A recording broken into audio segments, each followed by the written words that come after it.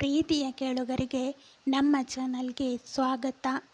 ನೀವು ನಮ್ಮ ಚಾನಲ್ಗೆ ಹೊಸಬರಾಗಿದ್ದರೆ ದಯವಿಟ್ಟು ಸಬ್ಸ್ಕ್ರೈಬ್ ಮಾಡಿಕೊಳ್ಳಿ. ಆಸ್ಪತ್ರೆಯ ಕೊಠಡಿಯ ಒಳಗೆ ಹೋದಾಗ ಶ್ರೀನಿವಾಸ್ ಹಾಸಿಗೆಯ ಮೇಲೆ ಕುಳಿತಿದ್ದರು. ಮುಖದಲ್ಲಿ ನಗು. ಕಾರ್ತಿಕ್ನನ್ನು ನೋಡುತ್ತಿದ್ದಂತೆ ಎದ್ದು ನಿಲ್ಲಲು ಪ್ರಯತ್ನಿಸಿದರು. ಸರ್, ದಯವಿಟ್ಟು ಹೇಳಬೇಡಿ. ನಿನ್ನನ್ನು ನೋಡಿದ ಮೇಲೆ ನನಗೆ ಧೈರ್ಯ ಬಂತು ಮಗ. ಅವರು ಕಾರ್ತಿಕ್ನ ಕೈ ಹಿಡಿದರು. ನೀನು ನನ್ನ ಜೀವ ಉಳಿಸಿದ್ದೀಯ. ನಾನು ಮಾಡಬೇಕಾದ ಕೆಲಸ ಮಾಡಿದ್ದೇನೆ ಸರ್. ಶ್ರೀನಿವಾಸ್ ಸ್ವಲ್ಪ ಹೊತ್ತು ಮೌನವಾಗಿದ್ದರು. ನಂತರ ನಿಧಾನವಾಗಿ ಕೇಳಿದರು, ನೀನು ಯಾವ ಕೆಲಸ ಮಾಡುತ್ತೀಯ? ಆ ಪ್ರಶ್ನೆ ಕೇಳಿದ ತಕ್ಷಣ ಕಾರ್ತಿಕ್ ಮುಖ ಬಾಡಿತು. ಸ್ವಲ್ಪ ಸಮಯ ತಲೆ ತಗ್ಗಿಸಿಕೊಂಡು ನಿಂತ. ಈಗ ಕೆಲಸ ಇಲ್ಲ ಸರ್. ಅಂದರೆ? ಮೊದಲ ಬಾರಿಗೆ ಅವನು ತನ್ನ ಮನಸ್ಸಿನ ನೋವನ್ನು ಹೊರಹಾಕಿದ. 5 ವರ್ಷ ಕೆಲಸ ಮಾಡಿದ ಕಂಪನಿಯಿಂದ 1 ವಾರದ ಹಿಂದೆ ಕೆಲಸ ಹೋಗಿದೆ. ಮನೆಯಲ್ಲಿ ಅಮ್ಮ ಮತ್ತು ತಂಗಿಗೆ ಇನ್ನೂ ಹೇಳಿಲ್ಲ. ಪ್ರತಿದಿನ ಕೆಲಸಕ್ಕೆ ಹೋಗುವಂತೆ ನಟಿಸಿ ಹೊರಡುತ್ತೇನೆ. ಕೆಲಸ ಹುಡುಕುತ್ತಾ ಸಂಜೆ ಮನೆಗೆ ಹೋಗುತ್ತೇನೆ. ಅವನ ಕಣ್ಣು ತುಂಬಿತು. ನಿನ್ನೆ ನಿಮ್ಮ ಚಿಕಿತ್ಸೆಗಾಗಿ ಕೊಟ್ಟ ಹಣ, ಅದು ನಮ್ಮ ಮನೆಯ ಕೊನೆಯ ಹಣ.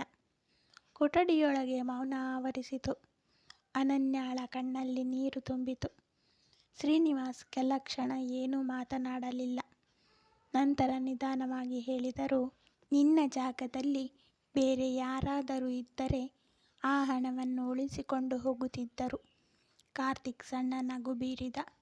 ಹಣ ಇಲ್ಲದಿದ್ದರೆ ಬದುಕಬಹುದು ಸರ್.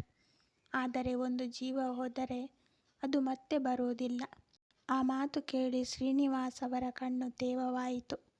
ಮಧ್ಯಾಹ್ನ ಕಾರ್ತಿಕ್ ಆಸ್ಪತ್ರೆಯಿಂದ ಹೊರಡುವಾಗ ಶ್ರೀನಿವಾಸ್ ಹೇಳಿದರು, ಮಗ, ನಾಳೆ ಬೆಳಿಗ್ಗೆ 10 ಗಂಟೆಗೆ ಈ ವಿಳಾಸಕ್ಕೆ ಬಾ. ಒಂದು ವಿಸಿಟಿಂಗ್ ಕಾರ್ಡ್ ಕೊಟ್ಟರು. ಯಾಕೆ ಸರ್? ಬಂದ ಮೇಲೆ ಗೊತ್ತಾಗುತ್ತದೆ. ಮನೆಗೆ ಬಂದಾಗ ಮನೆಯ ಮಾಲೀಕ ಮತ್ತೆ ಬಂದಿದ್ದರು. ಕಾರ್ತಿಕ್, ಇನ್ನೂ ಬಾಡಿಗೆ ಕೊಡಲಿಲ್ಲ. ಇನ್ನೆರಡು ದಿನ ಸಮಯ ಕೊಡಿ ಅಣ್ಣ. ಸರಿ, ಆದರೆ ಇದು ಕೊನೆಯ ಬಾರಿ. ಅವರು ಹೊರಟರು. ತಾಯಿ ಎಲ್ಲವನ್ನೂ ಮೌನವಾಗಿ ನೋಡುತ್ತಿದ್ದಳು.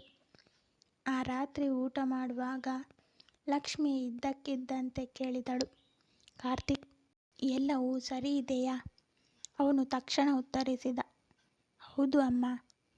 ಆದರೆ ತಾಯಿಯ ಮನಸ್ಸಿಗೆ ಅವನ ಸುಳ್ಳು ಅರ್ಥವಾಗಿತ್ತು. ತಾಯಿಯ ಕಣ್ಣಿಗೆ ಮಗನ ನೋವು ಕಾಣಿಸುತ್ತಿತ್ತು. ಆದರೆ ಅವಳು ಏನೂ ಕೇಳಲಿಲ್ಲ. ಏಕೆಂದರೆ ಕೆಲವು ಪ್ರಶ್ನೆಗಳಿಗೆ ಉತ್ತರ ಕೇಳುವುದಕ್ಕಿಂತ ಮಗನ ಮನಸ್ಸು ತಾನಾಗಿಯೇ ತೆರೆದುಕೊಳ್ಳುವ ದಿನಕ್ಕಾಗಿ ಕಾಯುವುದು ತಾಯಿಯ ಪ್ರೀತಿಯಾಗಿತ್ತು. ಆ ರಾತ್ರಿ ಕಾರ್ತಿಕ್ ಮಲಗಲು ಹೋದ. ಶ್ರೀನಿವಾಸ್ ಕೊಟ್ಟಿದ್ದ ವಿಸಿಟಿಂಗ್ ಕಾರ್ಡನ್ನು ಮತ್ತೆ ಮತ್ತೆ ನೋಡುತ್ತಿದ್ದ. ನಾಳೆ ಏನಾಗಬಹುದು ಎಂಬ ಪ್ರಶ್ನೆಯೊಂದಿಗೆ ಅವನು ಕಣ್ಣು ಮುಚ್ಚಿದ. ಅವನಿಗೆ ತಿಳಿದಿರಲಿಲ್ಲ, ಮರುದಿನ ಬೆಳಿಗ್ಗೆ ಅವನ ಜೀವನದ ಅತ್ಯಂತ ದೊಡ್ಡ ತಿರುವು ಅವನನ್ನು ಎದುರು ನೋಡುತ್ತಿತ್ತು. ಮರುದಿನ ಬೆಳಿಗ್ಗೆ 9:30ಕ್ಕೆ ಕಾರ್ತಿಕ್ ಕನ್ನಡಿಯ ಮುಂದೆ ನಿಂತು ತನ್ನ ಹಳೆಯ ಶರ್ಟ್ನ ಕಾಲರ್ ಸರಿಪಡಿಸಿಕೊಂಡ. ಅದೇ ಶರ್ಟ್, ಅದೇ ಶೂ. ಆದರೆ ಮನಸ್ಸಿನಲ್ಲಿ ಹೊಸ ಪ್ರಶ್ನೆ. ಶ್ರೀನಿವಾಸ್ ಸರ್ ಯಾಕೆ ಕರೆಸಿಕೊಂಡಿರಬಹುದು? ತಾಯಿ ಎಂದಿನಂತೆ ಕೇಳಿದಳು, ಇವತ್ತು ಆಫೀಸ್ನಲ್ಲಿ ಕೆಲಸ ಜಾಸ್ತಿಯಾ? ಕಾರ್ತಿಕ್ ಒಂದು ಕ್ಷಣ ತಲೆ ತಗ್ಗಿಸಿದ. ಹೌದು ಅಮ್ಮ, ಸ್ವಲ್ಪ ಮೀಟಿಂಗ್ ಇದೆ. ಇನ್ನೊಂದು ಸುಳ್ಳು. ಆದರೆ ಇದೇ ಕೊನೆಯ ಸುಳ್ಳಾಗಲಿದೆ ಎಂಬುದು ಅವನಿಗೂ ಗೊತ್ತಿರಲಿಲ್ಲ. ಕತೆ ಮುಂದುವರಿಯುವುದು. ಈ ಕತೆ ಇಷ್ಟ ಆಗಿದ್ದರೆ ಲೈಕ್ ಮಾಡಿ, ಶೇರ್ ಮಾಡಿ. ಸಬ್ಸ್ಕ್ರೈಬ್ ಮಾಡದವರು ದಯವಿಟ್ಟು ಸಬ್ಸ್ಕ್ರೈಬ್ ಮಾಡಿಕೊಳ್ಳಿ. ಧನ್ಯವಾದ.